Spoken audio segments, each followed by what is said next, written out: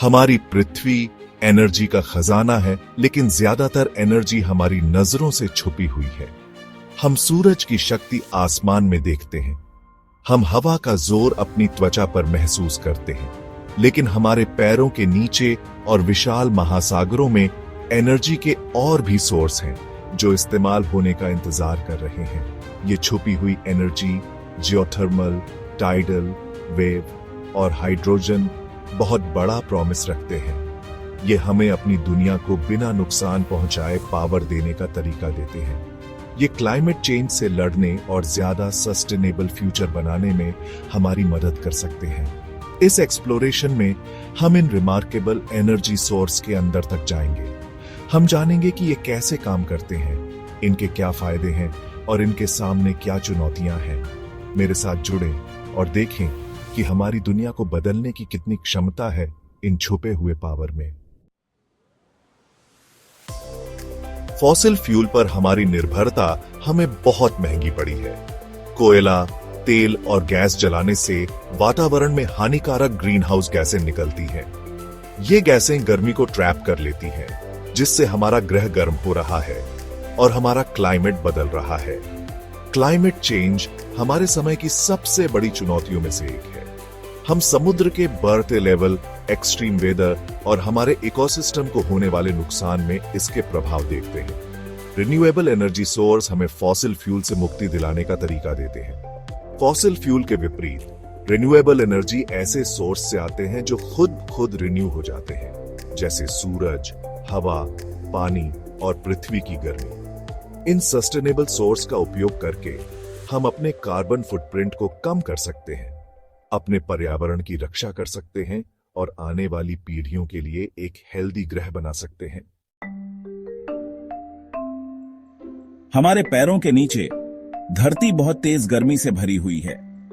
यह geothermal energy एक powerful force है जिसे हम बिजली बनाने और हीटिंग के लिए इस्तेमाल कर सकते हैं।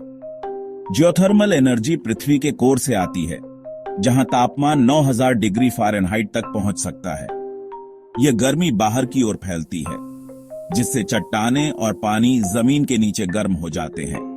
कुछ क्षेत्रों में यह जियोथर्मल हीट सतह के करीब आ जाती है, जिससे गीजर, हॉट स्प्रिंग्स और जियोथर्मल से जुड़ी और चीजें बनती हैं। जियोथर्मल एनर्जी का इस्तेमाल करने के लिए इन जगहों पर सबसे ज्यादा संभावनाएं हैं। पृथ्वी की गर्मी को कैप्चर करने और इसे बिजली में बदलने के लिए इन जगहों पर जियोथर्मल पावर प्लांट बनाए जा सकते हैं। यह प्रोसेस लगातार और भरोसेमंद है, जो पावर का एक स्थायी सोर्स प्रदान करता है। जियोथर्मल एनर्जी का इस्तेमाल करने के लिए इंजीनियर पृथ्वी की क्रस्ट में गहरे कुएं खोदते हैं, जो गर्म पानी और भाप के भंडार तक पहुंचते हैं। पृथ्वी के अंदरूनी भट्टी से गर्म हुआ यह जियोथर्मल फ्लूइड फिर सतह पर लाया जाता है। कई तरह के जियोथर्मल पावर प्लांट होते हैं, जो अलग अलग तरीकों से जियोथर्मल फ्लूइड का इस्तेमाल करते हैं। ड्राई स्टीम प्लांट बिजली बनाने वाले टरबाइन चलाने के लिए सीधे जलाशय से भाप का उपयोग करते हैं। फ्लैश स्टीम प्लांट जलाशय से गर्म पानी खींचते हैं और टरबाइन को बिजली देने के लिए उसे भाप में बदल देते हैं। Binary cycle plant geothermal fluid का उपयोग दूसरा फ्लूइड गर्म करने के लिए करते हैं, जो फिर भाप बन जाता है और टरबाइन चलाता है। सेक्शन 5 टाइडल और वेव पावर समुद्र की एनर्जी का यूज। समुद्र विशाल और शक्तिशाली, अपने ज्वार और लहरों में अपार ऊर्जा क्षमता रखता है। ज्वार जो चंद्रमा और सूर्य के गुरुत्वाकर्षण बल के कारण आते हैं, समुद्र के स्तर में अनुमानित वृद्धि और गिरावट पैदा करते हैं। लहरें जो समुद्र की सतह पर हवा के चलने से उत्पन्न होती हैं, गतिज ऊर्जा लेकर चलती हैं, जिसे कैप्चर किया जा सकता है। ज्वारीय और तरंग ऊर्जा विशेष रूप से तटीय क्षेत्रों के लिए स्वच्छ और अनुमानित नवीकरणीय ऊर्जा प्रदान करती है। इन प्राकृतिक बलों का उपयोग करके हम बिजली उत्पन्न कर सकते हैं और जीवाश्म ईंधन पर अपनी निर्भरता कम कर सकते हैं। सेक्शन 6 टाइडल और वेव एनर्जी कैसे काम करती है। टाइडल एनर्जी का उपयोग टाइडल बैराज का उपयोग करके किया जा सकता है। बांध जैसी संरचनाएं जो नदियों या खाड़ियों के पार बनाई जाती हैं। जैसे जैसे ज्वार ऊपर नीचे होता है, पानी बैराज में टर्बाइनों से होकर बहता है, जिससे बिजली पैदा होती है। एक और तरीका टाइडल स्ट्रीम जनरेटर का उपयोग करता है। पानी के नीचे के टरबाइन जो ज्वारीय धाराओं की ऊर्जा को कैप्चर करते हैं। ये जनरेटर आमतौर पर उन क्षेत्रों में रखे जाते हैं जहां ज्वार का प्रवाह तेज होता है। वेव एनर्जी कन्वर्टर विभिन्न डिजाइनों में आते हैं। प्रत्येक लहरों की गतिज ऊर्जा को अलग अलग तरीकों से कैप्चर करता है। कुछ दोलनशील पानी के कॉलम का उपयोग करते हैं, जहां लहरों की ऊपर नीचे गति टरबाइन के माध्यम से हवा को फोर्स करती है। अन्य बुआ या पॉइंट अवशोषक का उपयोग करते हैं, जो लहरों के साथ चलते हैं, जनरेटर चलाते हैं। Section 7 hydrogen fuel cell energy का एक क्लीन सॉल्यूशन। ब्रह्मांड में सबसे प्रचुर मात्रा में पाया जाने वाला तत्व हाइड्रोजन एक स्वच्छ ऊर्जा वाहक के रूप में अपार क्षमता रखता है।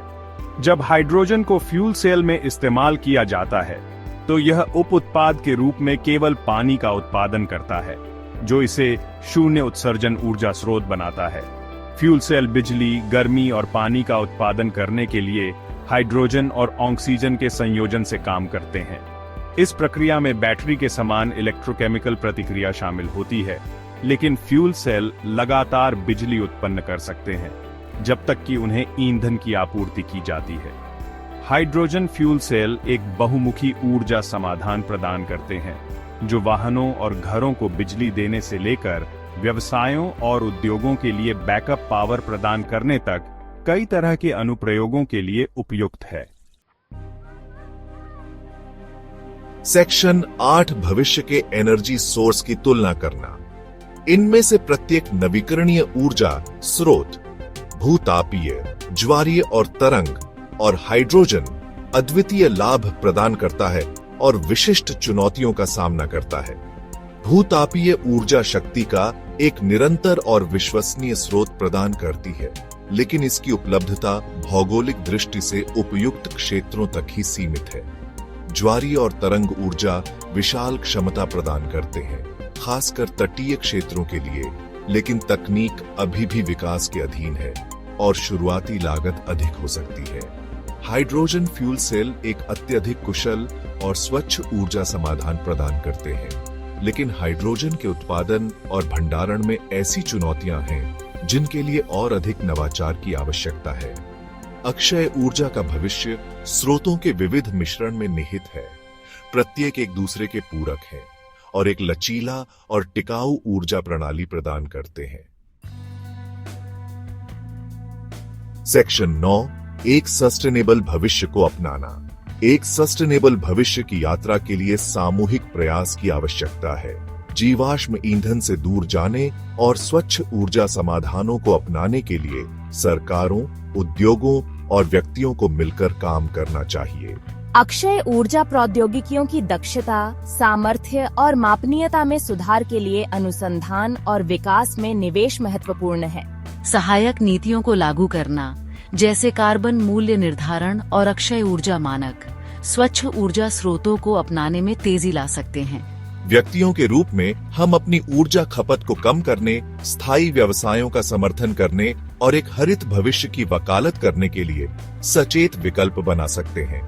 भूतापीय, ज्वारीय और तरंग और हाइड्रोजन ऊर्जा की शक्ति को अपनाकर हम एक ऐसे भविष्य को अनलॉक कर सकते हैं जहां हमारा ग्रह फलता फूलता है, जो प्रकृति की शक्तियों द्वारा संचालित होता है।